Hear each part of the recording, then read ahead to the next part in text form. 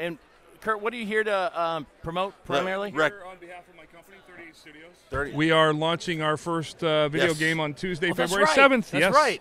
Called The Reckoning. It's Kingdoms of Amalur is the universe, but the game is called The Reckoning, and it is actually, it's kind of like a second opening day to a second career, and it's been 5 years in the making. That nerve-wracking? It My is. son's a pitcher. Yeah, in it high is. School. It is. It's you know, I'm out of control now. I don't. It's done. It's locked. It's loaded. It's in the can. But the response in the last 2 weeks since we released the demo has been absolutely overwhelming, and we're going to be up for the game of the year this year, and I think we got a chance. It's what genre? Are we doing fantasy? Yes, it's think of Lord of the Rings, Middle Earth type of high fantasy. My son's been playing Skyrim. Skyrim. But he so, plays it constantly. Yeah, so you need to let your son know that the early reviews are it's like Skyrim but really good. That's what I've heard. Steven, what you need to know is that Skyrim is like the highest reviewed game of all time. Yes. All right. So, Curt, I have copies of the game. I have early copies of the game that you'll buy huge cred with your son by taking home. Awesome. So what I want to know, Curt, is can I play with you? If I want to jump in there and I create a character. I would have to fly to your house and sit next. No, it's a single-player game. It's a single-player game. So it's not online. I thought it was online. No, that's the other game we have in development. Okay, that's the one. We have our studio's 400 people. We have broken up over 2 studios. Yeah, 38 studios, right? Our Baltimore studio made Reckoning, and that's shipping Tuesday. And then our Providence studio is making what we call Project Copernicus, which is launching after Reckoning comes out. Well, if you do want to come over to the house, we have a great comfy chair, man. You can sit with us. We've got the PlayStation and the Xbox. So we're covered. All right. He even has a Wii because he has younger kids. Now, Curt, how the heck do you do this? Well, here's the thing. Here's what we know, Curt. You actually played in your hotel. You're on the road, a lot, getting ready to pitch, and you're in your hotel room playing. Yep. I had a lot. I generally didn't do it on the days I was pitching, but yes, I had a lot of free time. That's what I was a starting pitcher, and in professional sports, I think the only easier position time-wise would be a punter. Time-wise, yeah. I mean, a punter. My son's 17 and pitches. I will not buy that. Well, how about kickers? How about kickers? Well, We've got. Have you seen our kickers here? Oh, nice. We've got the conduct zone. That's wrong. Is it wrong? Oh, that's so wrong. That's so. No, but I had a lot of time. And if you think about my career arc and what it coincided with from a media perspective, ESPN was just beginning to be big at the beginning of my career. Over the last 15 years, it's exploded, right? I mean, nowadays you can take iPhone pictures of a player standing at a hotel elevator with someone he's not supposed to be with.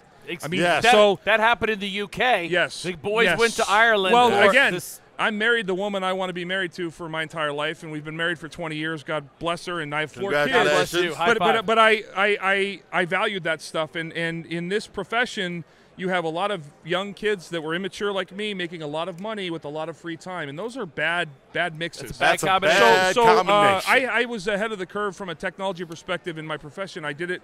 I used a laptop. I used computer. I used software very early in my career to try and get an edge. So and that was because I had computers and I was a gamer. And it just kind of evolved. And as my career grew and I got towards the end of it, I was looking for something to do, and this just seemed like the natural next step. I got $1 million question for you. Do you use cheat codes?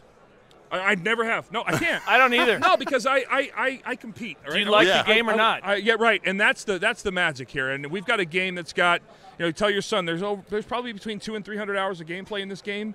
Oh my God. I know what that means. It's huge. Yeah, right. And so we want, if you think of Pixar and the lamp and Disney and the mouse and the brand, right? Right. This is our first game. This is everything to us from a brand perspective. If you don't like the game, the genre, that's fine. You can't ever question the quality of the brand. And this is our introduction to the gaming world and to the business world. And founder and chairman of 38 Studios. The website is www.reckoning.com. Yes. The game that's coming out. It's getting ready to ship. It ships I'm not Tuesday. stealing. I want to see, though. It ships Tuesday. Oh, my God. It ships Tuesday. Now, wait a minute. If I do this, can I still be a fan? No, you can be a fan of a winning team. Sure. Hey, now we won a World Series finally in 2002. Okay, good for you. And you know what? One of the coolest things that Jeff what got happens to do. if I do this? Will I You cross over to the light cross side. over. Oh, Hey, now we're angels. Let me see that. Let me see that. We're angels. I don't think I really look can put at that, it. folks. To be honest, I can't put it on. I grew up in Orange County when there was dirt and tumbleweeds. I'll Okay? tell you what, Beautiful. though, if you're an Angels fan, it's a good time to be an Angels fan. We're the Los Angeles Pujols now. Well, I think the last 7 or 8 years has been a real, and I think there's no coincidence that it coincided with Mike Scioscia over there and Artie Moreno. Right, and Artie, I think they've done a phenomenal job in a market that. It's not East Coast baseball, right? No. I mean, Oh my Right, gosh, exactly. it's the opposite. But they I can remember in the postseason those fans turned out and it was a fun place to play. I was there for every freaking game. It was a fun place to play. I mean, Rally Monkey aside, there's a lot of pure baseball out there to be played. San Francisco got me off guard as well. Anaheim and San Francisco seem to be much more East Coast than West Coast. It is. And you Dude, enjoy playing there as a competitor. NoCal is East Coast, just on and the West. The difference is in Anaheim and in San Francisco, it's like New York. They don't boo players that suck. Right. Right? So if you go in there and play against the Angels and they're booing you and they're loud and they hate you, that means you've probably done something. You are good. Yeah, and that takes an intelligent fan base to do. Let me tell you, in the stands, you will not find, and I've been to tons of stadiums, you will not find more knowledgeable fans. They go deep, and they'll be asking questions. There's a rookie who's up for his first at bat. The place goes dead silent. Everybody knows. Yeah. And that, trust me when I tell you, that's not lost on the players. Players understand that and know that. That's why they want to play there. And the value in it. Oh, there you go. See, there's your advanced copy. I got chills because my son's going to like me. You have no idea. You have no idea. His son's going to like him. And I honest to God, this game is a blast. So, oh, my gosh. Right. So you can't have that. But see. Okay. But still, we could show that. Take it back to Captain Fear, who's the mascot for the Tampa Bay Bucks. There's an iconic female dark elf in our world who's incredibly hot looking. Her name is Aylin Shear. That's one of her 2 daggers. Aylin Shear. Yeah, well, we're actually going to be showing putting clips of the video of this. But this looks like it could hurt somebody. Well, if it was real, it could. That's what someone in Uzbekistan said about my knife. I'll tell you what, the challenge is getting through TSA with that. Seriously. You can't have that. No, dude, it doesn't it's travel rubber. It's rubber. It couldn't hurt anybody. Right. Now, Kurt, but it looks real.